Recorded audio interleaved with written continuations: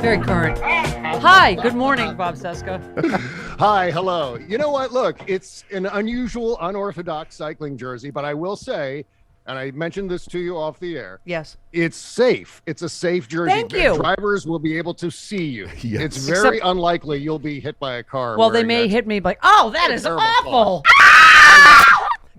I was. I can't go anywhere West Hollywood. Thinking in these terms. Yeah. Well, I don't blame you. I can't go anywhere near a pack of gays. They'll be like, oh, that is awful. Yeah, don't go riding through West Hollywood. Yeah, well, then cars would hit you because you're camouflaged. You'd match all the rainbow flags. That's true. All right. Bob, you said you got hit once wearing bright white. And the guy said he didn't see you. You're like, I'm 6'4" and I look like a giant Q-tip. How could you not see me? You can absolutely not miss a 6'4" guy wearing garish cycling clothes. It's not.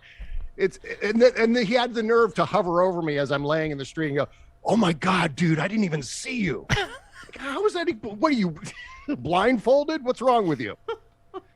It's the Jolly Green Giant in a Tour de France jersey. I didn't see you there. You're so okay. Everyone, don't worry. Stephanie's going to be just fine riding her bike today. Who knows? Who knows? So listen, Bob, Daniel Goldman, he was one of the first impeachment. I don't know, was it the first or second? Who can keep track? He said, let's take it a step further. If a coup succeeds, who prosecutes it? Of all the criminal acts, this seems like the one that for which charging an attempt or conspiracy is the most appropriate. Thank you. If the coup succeeds, there's no one to prosecute it. So, I'm going to take this as a huge good sign that yesterday, the Electoral College certifications that declared Trump the winner of states that he lost, according to Deputy Attorney General Lisa Monaco, she said, we've received these referrals. Our prosecutors are looking at those, and I can't say anything more on here's the key, ongoing investigation. Well, that's all. This is what Glenn Kirshner's been telling us, right, Bob? I'm sure told you, too.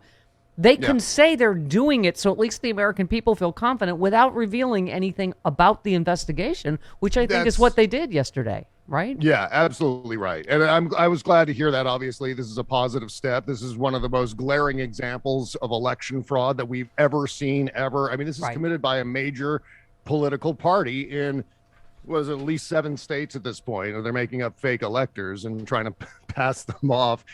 I swear to God, every time I hear another one of these schemes, it just sounds like, I think I may have mentioned this last week, it just sounds like the Little Rascals coming up with hatching some sort of plan from the He-Man Woman Haters Club. Yeah, right. And this is another one of those ridiculous. It's like little children came up with this. Hey, you know what? Here's how we win the election. Somebody said fake that electors. Somebody said, one of the Trump advisors quoted in the story said, "Look, a 10-year-old. It looks like a 10-year-old wrote some of this stuff, and it could have. I mean, are we going to find out it was Barron that wrote the actual coup memo? They're going after children. Yeah."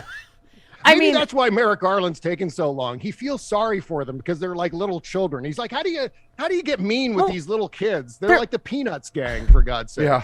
Well, there's the comedy layer, Bob, for you and I, but it's deeply serious underneath. They said more broadly, the Justice Department, quote, is going to follow the facts and the law wherever they lead to address conduct of any kind at any level that is part of an assault on our democracy. I don't know about you, but that heartened me.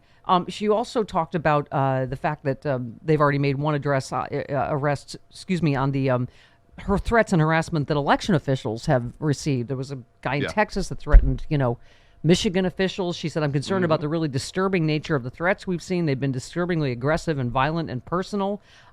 She said these charges are the first coming out of that task force. They will not be the last. And of course, Giuliani's at the head of this, right? It's just, how is this story? As more information trickles out from the House panel in court and in press reports, one rattling revelation is just how many people were in on one coup attempt. As many as 59 phony electors were submitted on behalf of the Trump campaign. They should all go to jail. Right? Yeah. The Justice Department is also reviewing the scheme. Among the new revelations, how closely Trump campaign officials and the president's loyal but bumbling consigliere, Rudy Giuliani, were enmeshed in the ploy. The new information is important because it once again underscores the most dangerous part of Trump's election fraud operation were not the ill-conceived riots, but the legal machinations before and on January 6th, what I've called the paperwork coup, said one, right? And and this is what Barb McQuaid always says, the most easy to prosecute. They're documents. They're not, go ahead. Well, I think part of the problem here is that I don't think these guys, their primary goal was to overturn the election. I think the primary goal in all of this was to bilk the red hats out of more of their cash, the Save America PAC scam and all of that, where this was kind of, in a sense, it was a show coup. For the purposes of raising all kinds of money, for enriching these people one last time before they're shuffled out the door. Right. And that might be a possible motivation for why the plot itself was so ridiculous and dumb and easy to pick up. Yeah. Which is another reason why it's frustrating when we see the prosecutions and the investigations taking so long. But not to completely change the subject, but when it comes to Georgia and Fulton County and the special grand jury down That's there, what I have to ask you next about. Go ahead. That's exactly what I was going to say. Like, oh my God, yeah. Well, you said like one. E.T. and Elliot. Yeah. Well, you said of Georgia, the special grand jury. You said one of the top 2 most likely investigations that'll turn into Trump indictments, and it's moving along nicely. So, which 2 are you referring to there? What were you going to say? Well, with the special grand jury, I think the frustration, there's a lot of frustration with the idea of, well, this special grand jury can't indict. They can't vote on indictments as far as Donald Trump goes. However, I think we all need to bear in mind, too, that this is a prosecution, an unprecedented prosecution against a former president. So if is it Fani Willis? I think it's Fani. I don't know. It's different. Yeah. Do some people call her Fanny? I'm confused. It's Fani Willis, right? I've never heard anything other than Fani Willis. Okay. All right. Go ahead. Well, let's go with we'll go with Fani. I think Fani Willis is being extra careful with this. Yeah. I think Merrick Garland is being extra careful because we're in completely uncharted territories. And that doesn't necessarily mean that they should drag their heels on this and prolong the justice that needs to be handed down and all this. But I think it's one of those things where you got to make sure that everything is completely on the level. Well, and also because they're going to drive holes. And I mean, I'm kind of amazed that Fani Willis hasn't been on the radar yet. I mean, the Trump's eye of Sauron hasn't aimed directly at Fani Willis yet.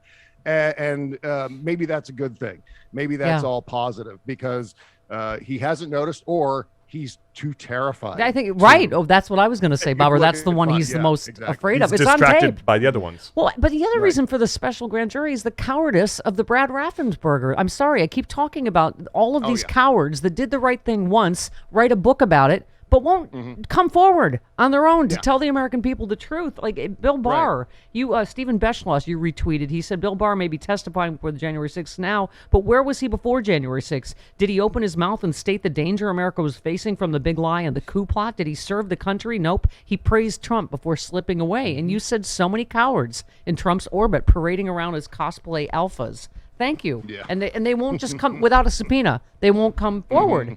And just tell the truth that they just are selling a book telling their story, right? Yeah, it was sort of like with the pandemic. Everyone obeyed the rules for the first 3 weeks or so. And then it was like, F it, we're on our own now. We can do whatever we want. Yeah.